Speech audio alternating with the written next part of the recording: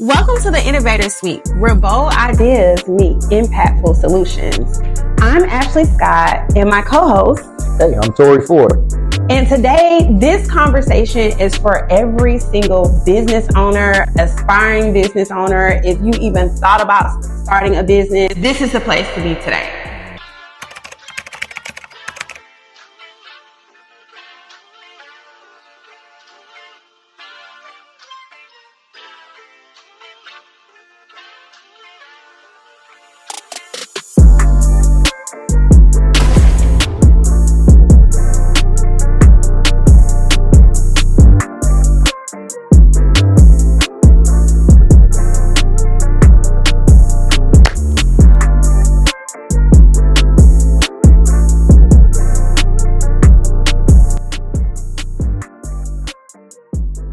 Today we have Ms. Hello, I'm Tangela Lofton, mother, entrepreneur, regional director of the Small Business Development Center, wellness coach, herbalist, originally from Miami, Florida, have been in Tallahassee for over 20 years, came to attend Florida A&M University, never left. Continue our series of economic realities and opportunities. We want to dive deep in the conversation about business and our small businesses here in the community and how your position at the SBDC can help a mom and pop or a big brick, get to that next step or startup. Let's start at a startup. So coming to you for assistance. Startup, look, that's probably the most challenging business owner, or not yet business owner, but entrepreneur, because you have an idea. So what we call ideation phase. And you have, usually when they walk in the door, they don't have a clue as to what they need to do from an operational side. And so what we have recently did, we actually created a startup packet. And it is a reference guide. It's about 6 pages long. It walks you through from how to go to SunBiz and register your LLC. What is the EIN number? And what is business bank account. So those are one of the 3 checkpoints here at the SBDC. But then usually when a person or individual want to talk about business startup, they need capital. So capital infusion, they're looking for some money, which leads to the question of what's your personal credit like? And how is your personal finances?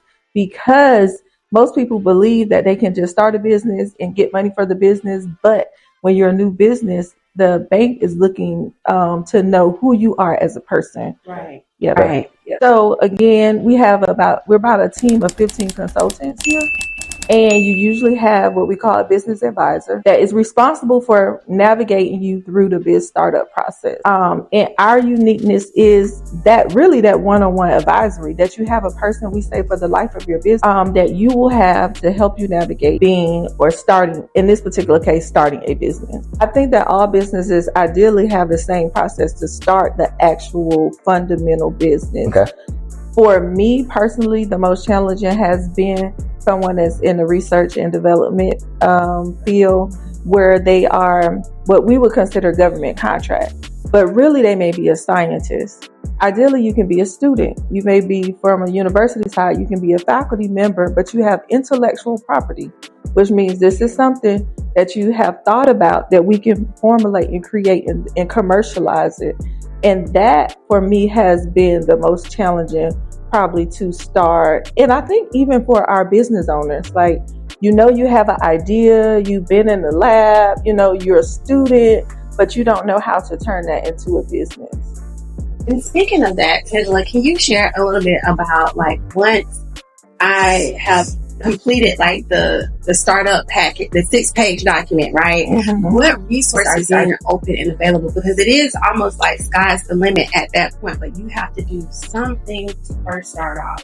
You got to, with the SBDC, you have to do your homework. You can't just come and expect, I know you call them consultants, we call them coaches, but we can't expect them to do everything for us. So once we do the 6 pages, then that's when we start to really see the opportunities. So those 6 pages that we talk about from electronic, and I'm just kind of giving you a visual of the document, there's links. Okay. So every link lands you to a website with a wealth of knowledge Also, there's links to our workshops. Okay. So another service that we provide is workshops.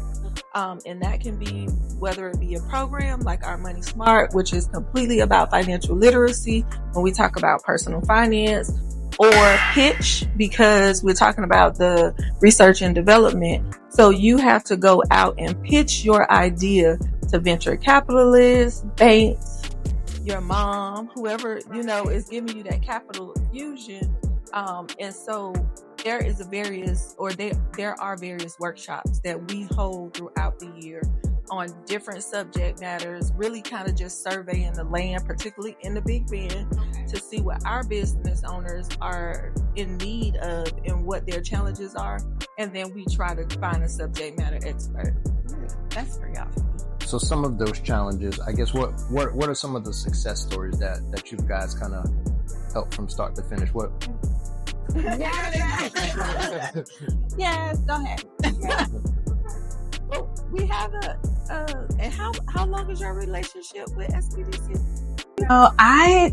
2019 is when I walked through the doors at SBDC. Oh. So this interview is like very personal for me. Yeah. So this is one of our success stories. A very big success story, might I add. Huge success story here in the Big Bend region. And also, look, we can go even deeper in the work.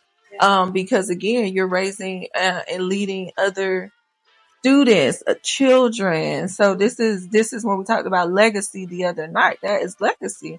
And so I'm going to kind of turn it back over to you and then tell us about your experience working with the Small Business Development Center as a success story.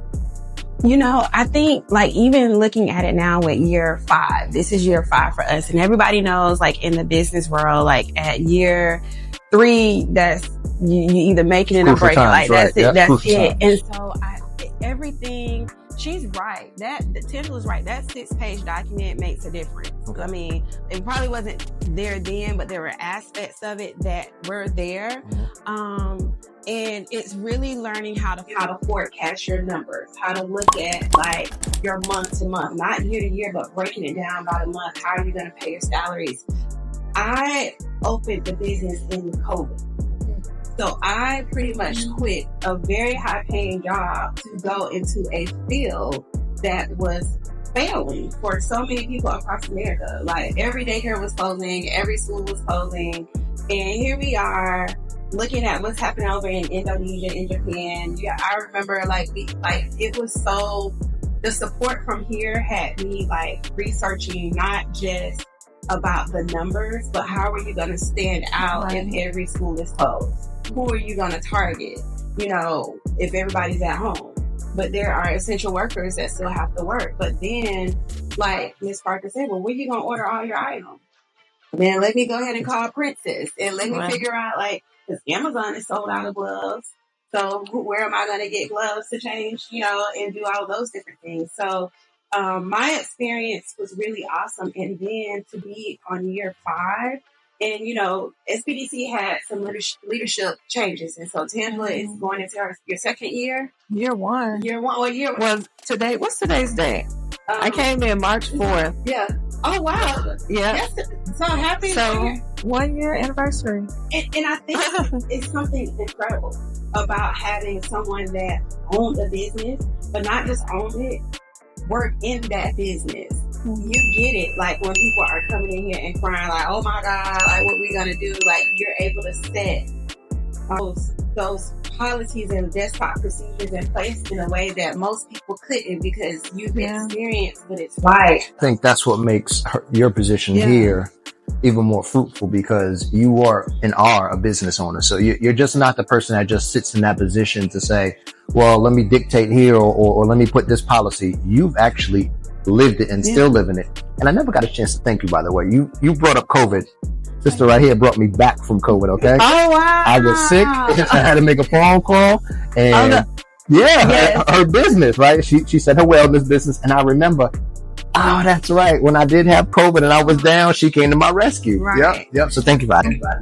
COVID actually was a great thing for us, talking about challenges. And we were on the opposite end, is where my 9-to-5 job, we were all sent home. Okay. And then my e-commerce business exploded because everyone had a need and we had the solution. Okay. And so it took us to another level, additional to the fact we even went into B2B because we had private. Actually, I had a celebrity client for about 5 years that was due to the COVID.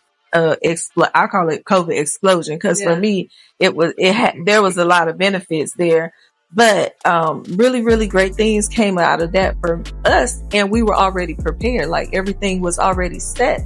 Again, we had our CRM and customer relations management system, so those things helped us to be able to be ready to take those large orders, 5,000 or so great stuff. I mean, so I know that you have what you do here at SBDC, but I really want to spend some time talking about like how I know it's so inspirational, you all, like to have, I don't think most people understand. It's almost like having a leader, a principal that was a teacher first or something like that. You know what I'm saying? So now to have someone who knows what that sacrifice is like you can't even put a price on what that means to business owners. And it's a selfless act too for you to come back in this capacity, because we all know when you are an entrepreneur, you on your own day and your own time. So really you have taken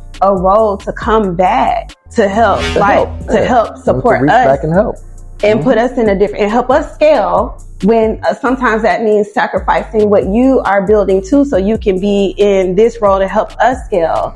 And so I really want to spend some time talking about like the challenges, like as a business owner, that business owners face that you may have experienced too, even coming post COVID, because I know like for me, I started a business in COVID, so I only knew like it being hard. I didn't know what life was like before, but I do know that during COVID, we had extra funding, extra resources that like up until like maybe a year and a half ago, it's gone. So I had to really look at my business and figure out how to really make profits outside of what that COVID money was.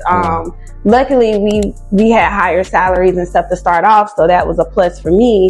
But in your industry and what you were in, you had the food and beverage, but then you had your other consulting enterprises. How did you have to work through that, or did you even have to work through that? Look, because you're using a lot of past tense words, and so I'll say it's present. Okay. Because it's still like so the challenges that we are working through as entrepreneurs, we're working through it together. Okay. Because I don't think I was at or have been to a point that I had to reach back. It's more of a side-by-side thing. Okay. And so we are working as entrepreneurs together. SBDC says to launch, grow, and thrive.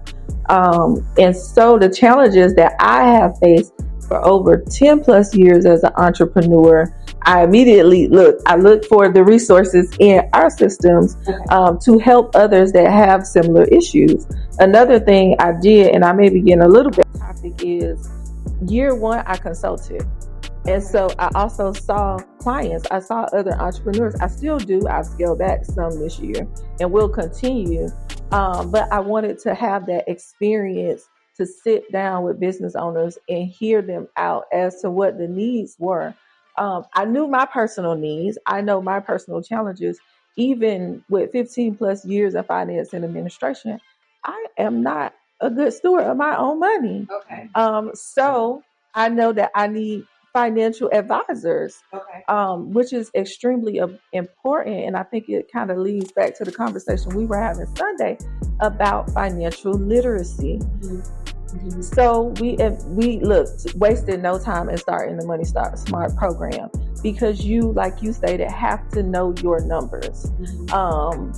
And your advisors have to know your numbers, but also you need to be able to have intellectual conversations and be able to predict if something happens, if a COVID happens, if last year the tornado, it took us out literally, and it may have taken some time for us to actually close. But one of the businesses, we had to dissolve a location because the impact of that tornado, we were directly impacted. And so how do you pivot? That's the resilience. Because I did not close my business, but I did have to take a step back and pause. And of course, it affects your financials. Okay. But the resources that we provide here help you and also give you a person, because sometimes you just need an advisor to have the conversations with, to decide on what is the next step. Like someone outside of your family, or to handle not just that, but conducting HR policies, filing, marketing, all of those pieces too. Mm-hmm. Transparency. Let's talk about that a lot with these business owners, because a lot of business owners, they try to hide stuff, right? Is transparency key? Absolutely, but trust is also important, because in order for those to feel comfortable to have transparent conversations, it has to be trust. And we are actually now currently working on, and I saw an email come through this morning, a draft engagement plan. But one of our key pillars is building trust with our clients. Okay. Because in order, again, your advisor, you have to trust that advisor, because being an entrepreneur is very personal. Mm-hmm. And so I have to tell you about, and sometimes I might have to come in and cry because something happened. I was listening to a video or something, and it talked about, it talked about, a CEO, a board member. And they were talking about Woman History Month, but they said the woman had to come in, and it was actually her legal advisor. And she had to come in and talk about whatever legal matters, and she cried, but she also had a meeting that was going to start in about 15 minutes. So she had to get it out, talk about, get her advisory, whatever was coming through. But then she had to straighten up, tighten up, and walk into a board meeting to present and be a leader to, a team of, and act like nothing happened. And so there has to be some transparency, but also vulnerability, because we're human. And I say that all the time. Yeah, we have titles, but we are human beings at the end of the day. We have emotions, we have family, we have setbacks, whatever else, goes on in life. But yeah, there has to be. So, and then, in a way, your consulting or your coach cannot help you if you're not honest. How do you really want me to, set you up with a pitch, which a pitch is like when you're about to do, pitch your business to a bank for financial capital or an investor. And you got this whole thing sitting out here that you never told me. So now we got you this far. And then it's like, oh my gosh, like now we have to, now in a lot of ways, a lot of this is about relationships too. So that's all about relationships. A bank, not to say they'll give a loan because Tangela signs off on it, but they might think twice of having you come and sit in their office and have a conversation because they know that you're bringing a great product. Right. So or a great person that would not default, So in a lot of ways, we have to do, our part too when we get there. And to that point, bankers call it relationship banking. And so that is a type of banking that they consider themselves when you ask them, what industries or what kind of transactions do they like? And they'll tell you, well, we do relationship banking. And so if you build, and that is very important that you build a relationship with whomever your bankers are, know who your commercial banker is, who your mortgage lending banker is, and start to have conversations, real people, person to person conversations. Yeah. How important, and you can kind of answer this on both ends of being a business owner and being in your position here at the SBDC, how important is a mentorship program? Extremely important. And so right now we have Wells Fargo Incubator, and within that incubator we have a mentorship program, and I will say it's in infancy stage. But the idea, and this is like an incubator model, additional to just life model, but you have an advisor again, but for mentorship from the SBDC or small business side is that it's an industry mentor. So we pair you up with individuals in the same industry. Which that, not to cut you off, I'm sorry, but that's important because a lot of the people who you pair up with don't see you as competition, but try to help, which is the difference from just, okay, I have a business and I own a restaurant, let me go to my next door neighbor. Well, they're not going to help you because essentially you're competition, right? But it just depends too, Tori, because when you get to a certain point that I'll tell you, my best mentor for anything, and our conversations are not about daycare compliance. Mm-hmm. It's like, oh my God, like, is Ethan going to become an entrepreneur one day? Like, he may not own a school, but he's going to do this, or, her own stories. And that is about relationships too. Like, you can't just go into it and just have one, or you can't just go into it and just invest in this industry. You take this and you took your money.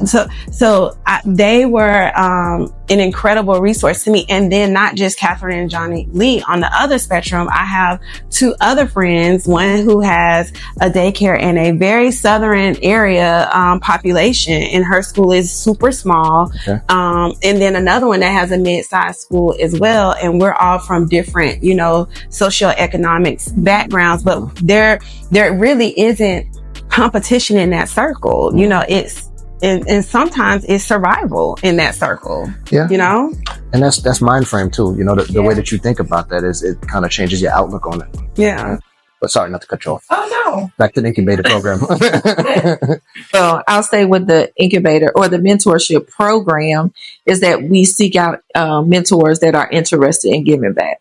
So that is again, like you said, a mindset thing that these individuals have already committed to trying to almost like that protege program, that they are interested in helping others that are in the similar industry or same industry as they have been. So that's a plus.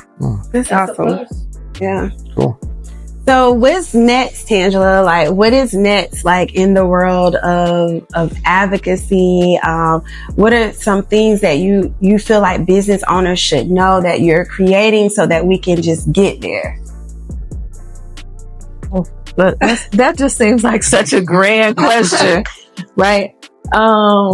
What's next? And so I'll start with, again, going back to financial literacy, because I think for me, that is number one right now, looking at the challenges. And I'll say specifically in our area, and then I'll say socially, economically disadvantaged individuals, that we cannot be afraid of. Even if it does not look pretty, it still has to be addressed.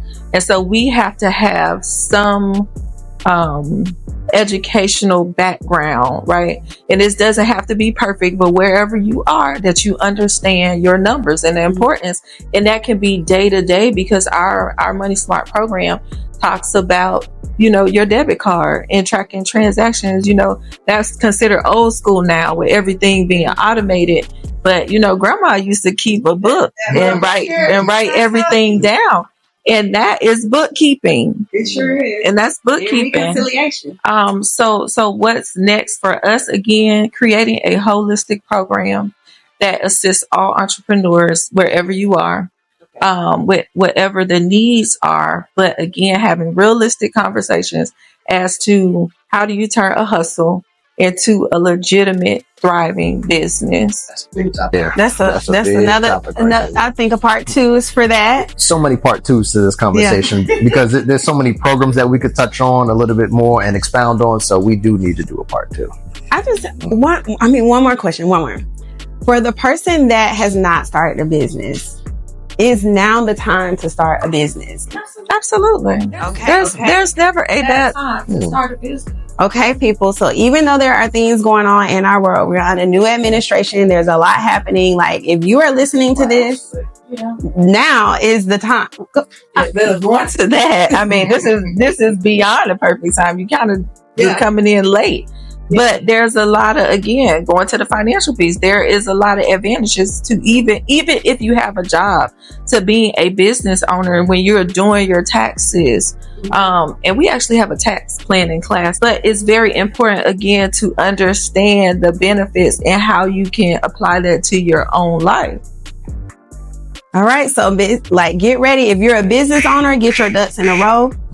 Right. If you are about to become a business owner, now it's time. You need to reach out to SBDC like right now, today, so you can get in as a member or get in as a client.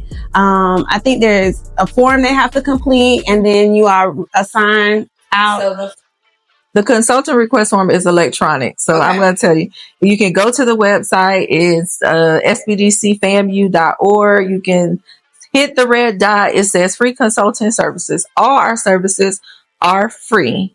So there is no cost to these services that are provided by Small Business Development Center.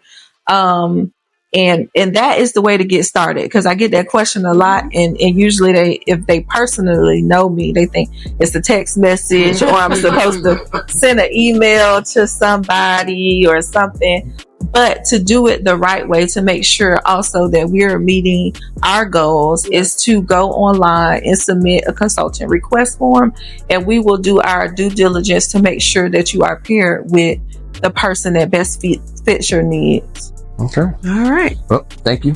Today's been a great conversation. Thank you. And we must continue again. Absolutely. All right. Any last words before we go? No.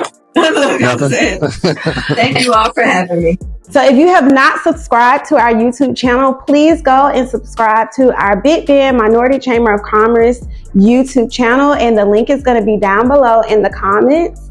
And Miss Tangela Lofton, thank you so much for joining us today. Can we get a welcome to the Sweet Life? Welcome to the Sweet Life. Until next time.